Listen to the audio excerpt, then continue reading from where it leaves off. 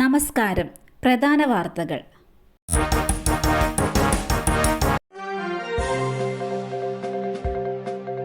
തെന്നല ബാലകൃഷ്ണപിള്ളയ്ക്ക് വിട.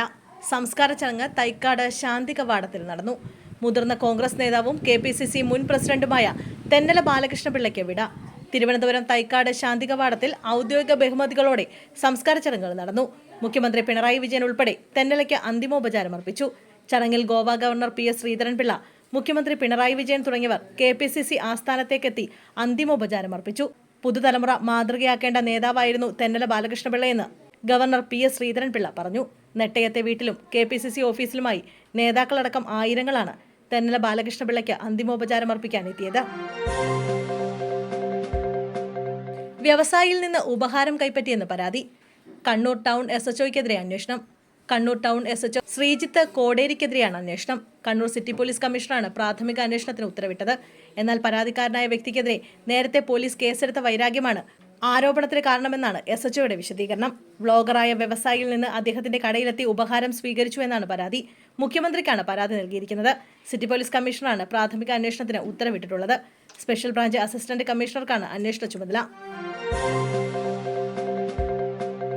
പത്തനംതിട്ട കൂടൽ സർക്കാർ സ്കൂളിലെ പ്യൂണിനെ ആളൊഴിഞ്ഞ പ്രദേശത്ത് തൂങ്ങി മരിച്ച നിലയിൽ കണ്ടെത്തി.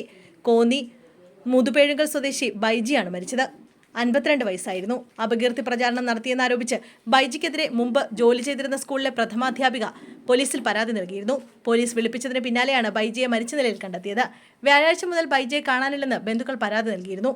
അന്വേഷണം നടക്കുന്നതിനിടെയാണ് വീടിനകലെയുള്ള ആളൊഴിഞ്ഞ പ്രദേശത്ത് തൂങ്ങി മരിച്ച നിലയിൽ ബൈജിയെ കണ്ടെത്തിയത്. POCSO case. KSCB metre reader കസ്റ്റഡിയിൽ. കണ്ണൂർ കുറ്റ്യാട്ടൂർ സ്വദേശി ജിജേഷിനെയാണ് ചക്കരക്കൽ പോലീസ് കസ്റ്റഡിയിലെടുത്തത്. വീട്ടിൽ മീറ്റർ റീഡിങ്ങിനെത്തിയപ്പോൾ പ്രായപൂർത്തിയാകാത്ത പെൺകുട്ടിയെ പീഡിപ്പിക്കാൻ ശ്രമിച്ചതാണ് കേസ്. KSCB എച്ചൂർ ഓഫീസിലെ ജീവനക്കാരനാണ്. ഒറ്റ ദിവസം 127 പേരുടെ വർധന. കേരളത്തിൽ കോവിഡ് കേസുകൾ 2000-ലേക്ക്. രാജ്യത്ത് കോവിഡ് കേസുകളിൽ വർധന. രാജ്യത്ത് 5755 പേർക്ക് കോവിഡ് സ്ഥിരീകരിച്ചു. 24 മണിക്കൂറിൽ 4 പേർ മരിച്ചു. കേരളത്തിലും മധ്യപ്രദേശിലും തമിഴ്നാട്ടിലും മഹാരാഷ്ട്രയിലുമാണ് മരണം റിപ്പോർട്ട് ചെയ്തത്.